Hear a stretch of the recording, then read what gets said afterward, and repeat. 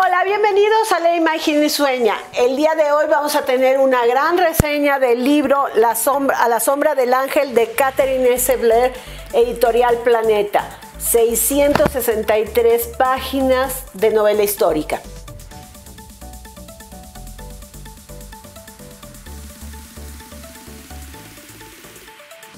La autora en esta novela nos habla de la vida de Antonieta Rivas Mercado, una mujer que nació en 1900 en México, en la Ciudad de México, muy conocida a principios del siglo en este país. Antonieta se suicidó en París, en la Catedral de Notre Dame, cuando tenía 31 años, y nos cuenta toda la historia de esta gran mujer. Realmente empieza el libro el día que nace. Su padre, Antonio Rivas, era un arquitecto muy reconocido en nuestro país, pero como en esa época es alguien que vivió toda su niñez, su juventud y sus estudios profesionales en Europa, en París, y regresa a México muy cercano al grupo de Porfirio Díaz, y Porfirio Díaz, por hacerle una distinción a un arquitecto mexicano, le asigna el poder construir lo que es el Ángel de la Independencia, que es durante los primeros 10 años de la vida de Antonieta. Su padre está muy metido en eso.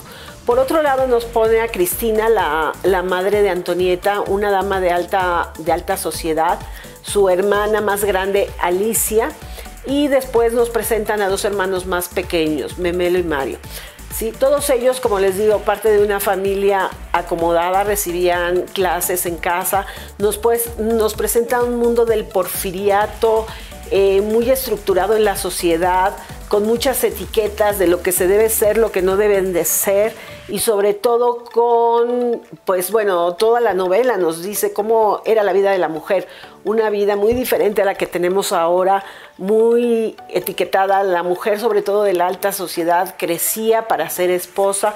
Sus intereses, cuando mucho, deberían de ser los de la casa, la familia y el arte. El libro lo divide en 3 etapas. Los primeros años de vida de Antonieta, que es la familia, donde se dedica a mostrarnos cómo era su entorno familiar, cómo era la vida del porfiriato. Después viene la etapa de la revolución y posteriormente la de la campaña. La que me dejó más impactada es la etapa de la revolución, porque sí te habla de la caída de don Porfirio, Madero, el asesinato de Madero, la traición de Huerta, luego Carranza y Obregón, todo lo que eran Villa y Zapata. Eso lo hemos visto mucho, pero también te habla de cómo el México, el poblador de México, aún ellos de familia acomodada, sufrieron. ¿Por qué? Porque caía uno y llegaba otro, llegaban los villistas, que eran gente muy sanguinaria, el abuso, cómo entraban a las casas de los ricos, se adueñaban de todo, destruían por destruir, cómo ellos, a pesar de tener mucho dinero, llega un momento que tienen que matar a los perros de la familia para tener algo que comer. Y además te muestra a la gente de la calle, lo que sufría y todo lo que estaba dispuesto a hacer por obtener algo de comida.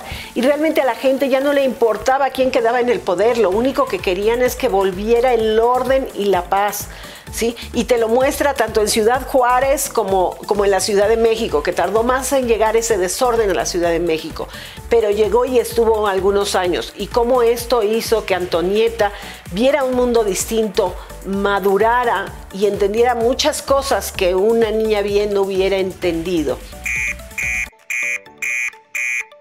Ya para el final de la revolución encontramos una Antonieta mucho más madura y con muchas libertades que las mujeres de esa época no tenían, porque su papá era muy abierto y además, por ciertas circunstancias, cuando empieza lo fuerte de la revolución, su mamá y su hermana están en Europa.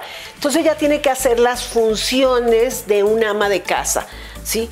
Entonces el papá, para tratarle de compensar, le daba ciertos permisos que normalmente las chicas de sociedad de esa época no tenían. A Antonieta desde muy chica le gustan mucho las artes, le gusta bailar. De hecho, en un viaje que hace cuando tiene 10 años a Francia, le invitan a que se quede para que sea una bailarina de ballet, pero no la deja su papá. Le gusta mucho la lectura, le gusta escribir. Entonces en ese momento ella empieza a dedicarse a todas las artes, lo cual como que no era muy bien aceptado por la sociedad, pero con el permiso de su papá. En ese ínter ella conoce a un joven norteamericano, Albert Blair, que muy cercano a los Madero, que después de la revolución decide quedarse en México, se enamoran y se casan.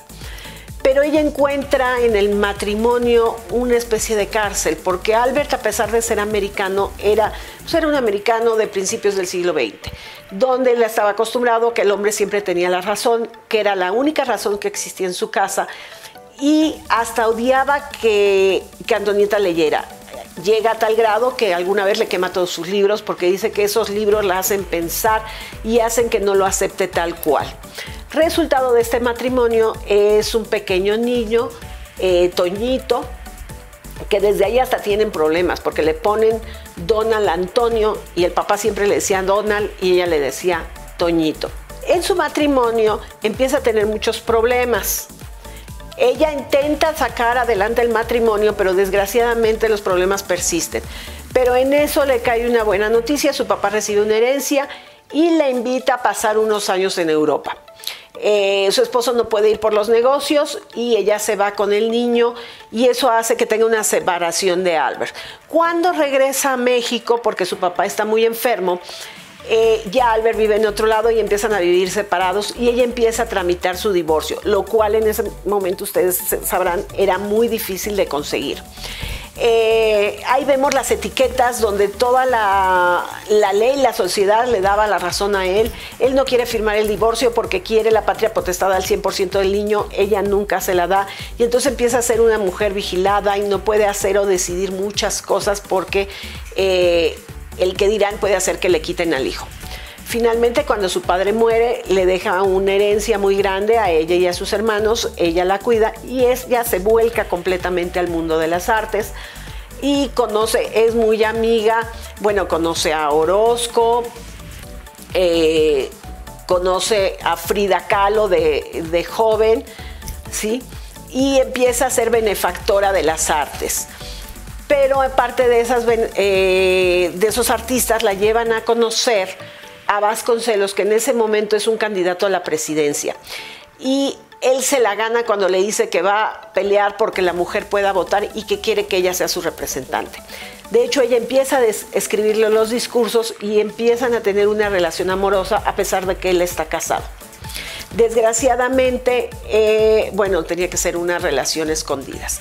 Como todos sabemos, Vasconcelos pierde la candidatura a la presidencia y ella por una u otra cosa tiene que huir a Europa, donde finalmente acaba suicidándose. Bueno, para calificar la novela de 5 estrellas le doy 5. Porque te mete a la historia de Antonieta, sientes sus sentimientos, su frustración, todo.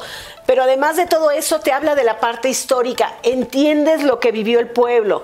Y además a mí me fascina la novela histórica, es uno de los géneros que más me gustan. Te hace ver un México distinto al que hemos visto tradicionalmente. Sí es una novela grande, son 663 páginas, vale la pena leerla, no es un libro que te leas en un fin de semana, pero si te gusta este género, inténtalo, vas a aprender mucho y te va a gustar mucho.